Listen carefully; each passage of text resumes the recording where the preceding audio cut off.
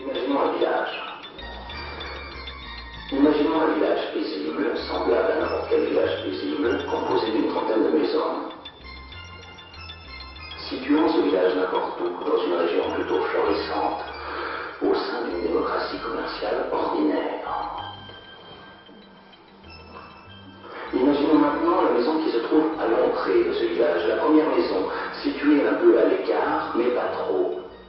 Une villa confortable, semblable à n'importe quelle villa confortable qui compose ce village.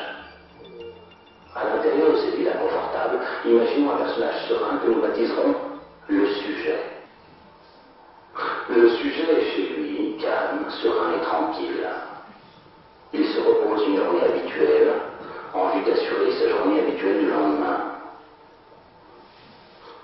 A priori, rien ne prédestine ce personnage à être impliqué dans un quelconque problème, et pourtant, il nous faut émettre une première hypothèse. Nous sommes à l'entrée du village, chez notre sujet, il est 20 heures précises. Tout sommeille déjà, encore, toujours, lorsqu'on frappe à sa porte.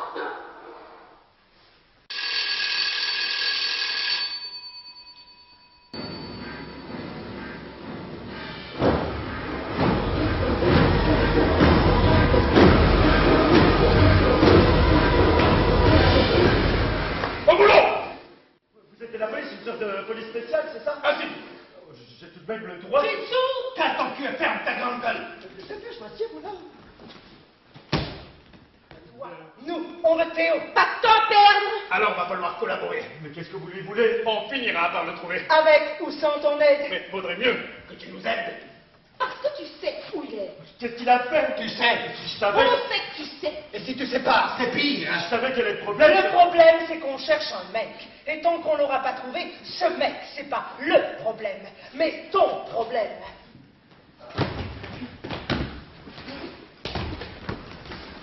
Dommage, va falloir faire sans lui. Mets-lui une balle dans la tête. Quoi? Vous n'allez pas faire ça? Allez, flingue-moi ça et tirons-nous. Attendez! Tire! Je vous en prie! Tu parles ou tu crèves, fais ton choix, vite. Il doit venir. Théo sera là d'une minute à l'autre. Vous n'avez qu'à l'attendre ici, mais ne me tuez pas, pitié! Bien. Voilà pour la première hypothèse. Revenons quelques minutes en arrière, à 20 heures précises, et imaginons que ce même jour, à la même heure, notre sujet habite non pas la première maison, mais la dernière. La maison qui se trouve à la sortie du village.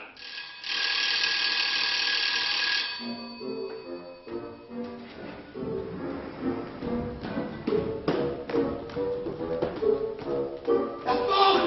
Ferme la porte! Un problème? Terrible, sinistre! Invraisemblable. Tu te calmes, tu es seul. La porte est bien fermée. Tout à fait seul! Vous allez vous calmer, oui?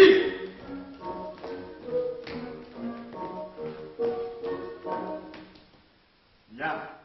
Des intrus ont déjà investi la première maison à l'entrée du village. Un des nôtres est entre leurs mains à ce moment même. Et peut-être qu'ils l'ont déjà. Peut-être! Déjà? Oui. Et s'ils trouvent Théo, oh Dieu seul, qu'est-ce qui nous arrivera? Appelons la police. La police? Je savais quel est le problème. Le problème, c'est des fous furieux qui vont débarquer chez toi d'une minute à l'autre. Alors si tu ne fais rien, ce n'est pas le problème, mais ton problème. On doit te considérer comme un déserteur. Moi? Ou pire, un collabo. Moi, comme l'autre, à l'entrée du village. Pour qui le prenez-vous? Alors choisis ton camp. Avec ou contre nous, fais ton choix. Vite. Qu'on me donne une arme. Bien. Voilà pour la deuxième hypothèse.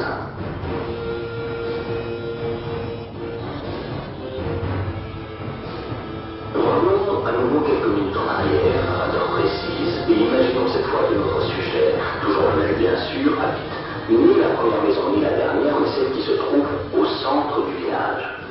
La villa du milieu, tout sommeille déjà, encore toujours, lorsqu'on frappe à sa porte.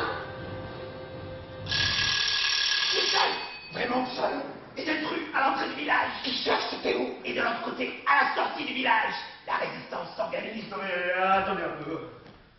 Tout ça n'est pas déjà arrivé? Ça, quoi? Quel âge elle a, la petite du pharmacien? Aujourd'hui, bien plus qu'à l'époque des fées. Moins petite en tout cas. Un sacré vrai de jeune fille, hein, de la vie. Vous croyez qu'elle... ce garçon, vous croyez? Ah, exactement, c'est normal. Mais pas à l'époque des fêtes. Et il s'agit d'un viol sur mineur, ne l'oublions pas, c'est grave, très grave. Ça n'a jamais été aussi grave. Je m'accroupis sur l'herbe mouillée, l'humidité inonde ma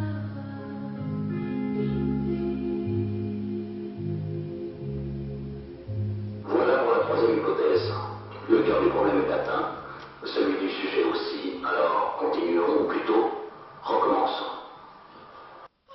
Je t'avais dit qu'on pouvait compter sur lui. Tu as bien fait, Norman, en toute possible. L'affaire du pharmacien, tu crois? Théo a été reconnu innocent. Faute de preuves. C'est la raison pour laquelle ils l'ont innocenté. Il nous raconte que ce n'est même pas la petite qui l'avait accusé, mais son père, le pharmacien. Et cette petite garce a laissé faire. Garce. Une garce, elle a raison.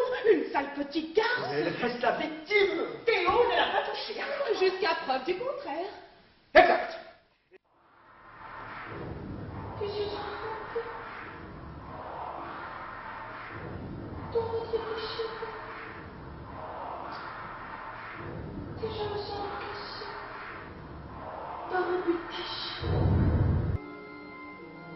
Viens, ensemble, avec une dignité.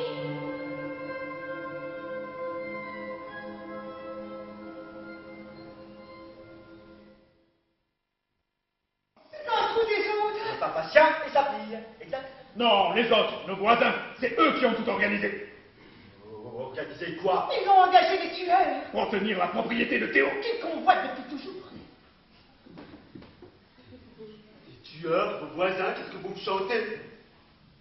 Et puis, si Théo disparaît, sa propriété sera mise en vente et n'importe qui pourra l'acquérir. Eux, comme vous. C'est un peu vrai ça. Vous faites fausse route, c'est la petite du pharmacien qui cherche à se venger. Ça ne fait pas l'ombre d'un doute. Mais non, c'est nos voisins qui ont tout organisé. On a toutes les raisons de le croire et tu n'as aucune raison d'en douter. Vous les connaissez aussi bien que moi. Justement, on est venu te voir parce qu'on sait que tu es de notre côté. Tu es de notre côté, N'est-ce n'est-ce pas?